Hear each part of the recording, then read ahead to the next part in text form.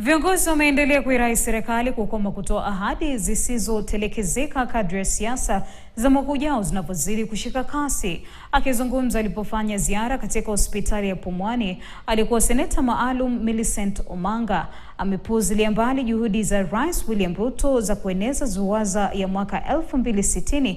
Omanga amesema serikali inapaswa kwanza kutimiza ahadi ilizoahidi wa Kenya, hususan katika sekta ya afya. Amesema kuna haja ya serikali kuweka mkazo zaidi katika kuboresha huduma za afya ya uzazi hasa kwa kina mama, badala ya kuanzisha ajenda mpya ya maendeleo ambazo hazijaambatana na utekelezaji wa ahadi za awali. Vision 2060.